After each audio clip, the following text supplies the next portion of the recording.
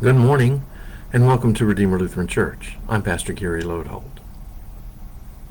You should have seen their faces. I've got a video I look at from time to time. It's one of those hidden camera videos where a little girl is in a park with a shoebox and a shovel. She's crying, and when a passerby stops, she opens the shoebox to reveal her dead pet mouse. She asks them to help her bury the box. As the adult picks up the shovel, someone else comes by and distracts him for a moment, while the little girl switches boxes with a different one in her backpack. Then, as they begin to dig, a character dressed like Jesus comes along and waves his hand over the box and walks away. The adults roll their eyes, but then the little girl opens the box to reveal a live pet mouse. And that's when you should see their faces. Life from death has a way of doing that. And so does God, particularly when we find God in unexpected places.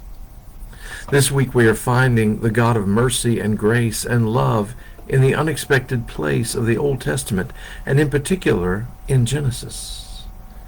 It's surprising, and our faces show our astonishment. You probably should have seen the faces of Joseph's brothers when he revealed his identity too. Their brother who was dead is found alive. But the Bible says they weren't joyful, but rather dismayed, because they were the ones, well, let's remind ourselves of what happened. Their father, Jacob, had 12 sons by 2 wives, and of all the children, Joseph was Jacob's favorite. He lavished special gifts on him, and to make matters worse, Joseph kept telling his brothers of the dreams he had, where they all bowed down before him. They were all older than he was, so none of that went over well. So one day, while they were out tending sheep, Joseph was sent to check on them, and they decided to kill him. Reuben, the oldest, devised another plan to put him in a cistern. While the others thought he would starve or drown, Reuben planned to come back later and let him go. But just as they were doing that, a caravan came along on its way to Egypt, and so they sold Joseph into slavery to them. Good riddance, and we'll never see you again, they thought. Joseph had all sorts of adventures in Egypt, but the end result is that he interpreted the Pharaoh's dream about a famine, and the Pharaoh put him in charge of the whole nation's survival. So Joseph stored up grain in the good years so that they could make it through the bad years. Well, eventually the famine reached to Joseph's brothers too, and they come to Egypt to see if they can buy some food. And guess who they have to come and ask? They don't recognize him.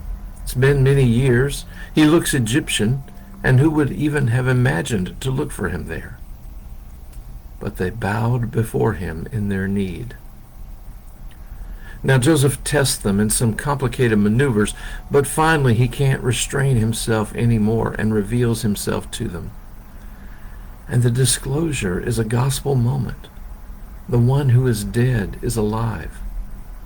You can imagine their shock and amazement, something like those disciples must have felt when Jesus rose from the grave and appeared to them. Joseph's brothers were terrified when they realized who he was. Indeed, their whole world and how they understood it had just been shattered. And just so the disciples reacted in the same way to the risen Jesus. And more, they expected Joseph to exploit his power and to act out of the past, repaying them for what they had done to him. But what they don't know is that there's a new future before them, given to them as a gift. Joseph is in a position to save and care for them. Joseph tells them, "You didn't do this to me.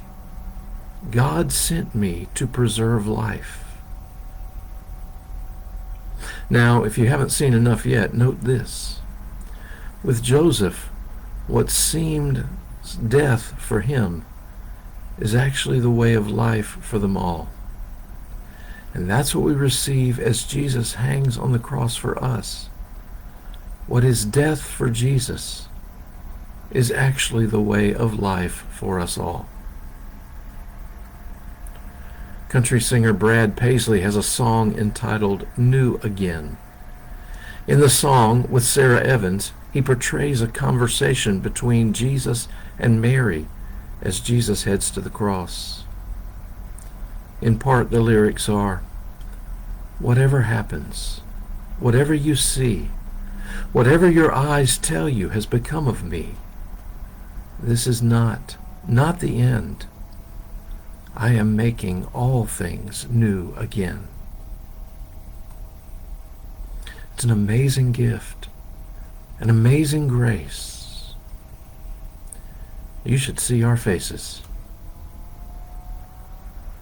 Thanks for watching, and remember to let this day belong to God.